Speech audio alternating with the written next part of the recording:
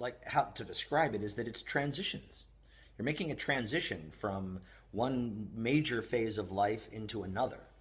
And that's difficult for a lot of people to do. The first step in the process is to break away from the thing that you've been doing. And we call that first step breaking from your career or profession. In a way, it's kind of like letting go of that past life and moving on to the next thing. We use the analogy of Tarzan swinging on a vine. That progress is only made by Tarzan going to save Jane from the clutches of a lion or an alligator, is by grabbing one vine, swinging on it, grabbing another, but the most important part is to let go of the first vine in order to keep momentum going. It's that letting go that people often have trouble with. And so we have a whole series of ways, activities, and exercises that can help to make that happen.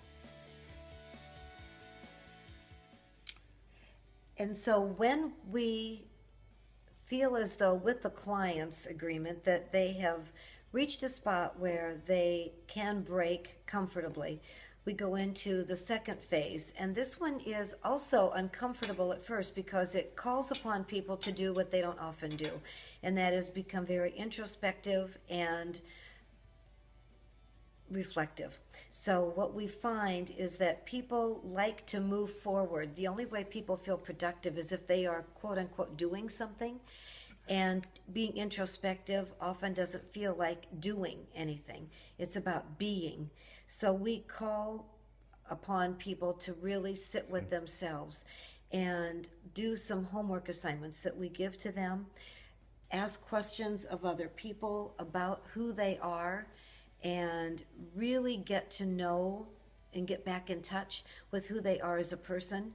We know all too well from many, many years of working that you are following some other company's dream and their vision and their goals and their strategies, and it's very easy to lose yourself. So we ask people to really get back in touch with who they are as a person, and that seems as though it might be fun for folks, and oftentimes it is very frustrating because it requires skills that they don't feel that they have.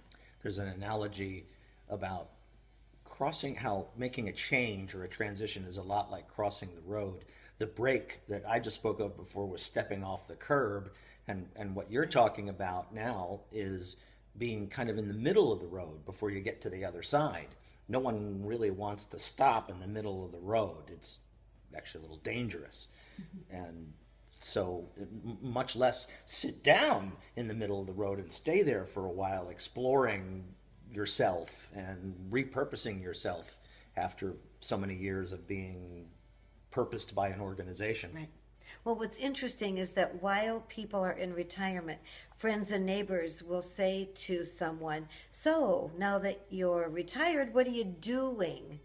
And a retired person doesn't really want to say, "I'm in the productive phase, and so I'm really being rather than doing."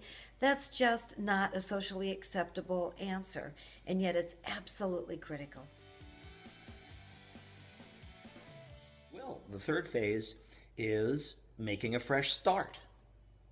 So you take all of the work that's been going on with the breaking from career or profession and all of the discovery that went on during taking a productive pause and start to test things.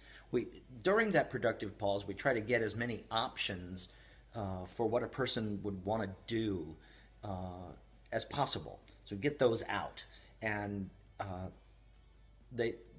those options must meet some criteria that a person has set for themselves regarding what their purpose is. So it's not just throwing options out; it's options that are very particularly connected to their purpose.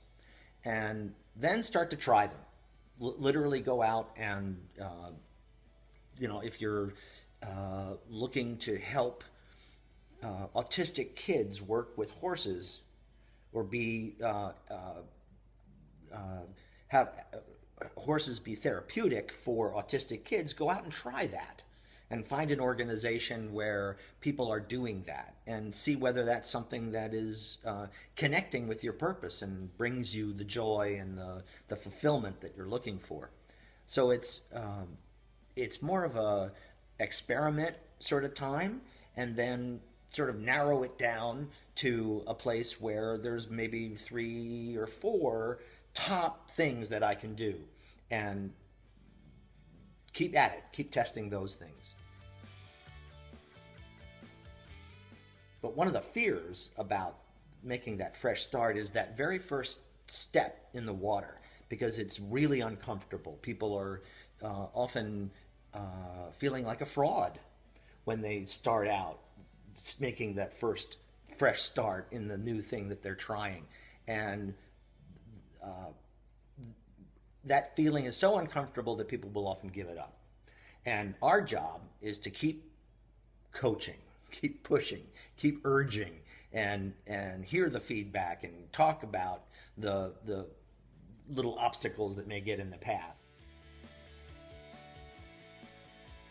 Is that we are in it together with the client, because it's really a tough road for someone to do all of this experiential stuff on your own.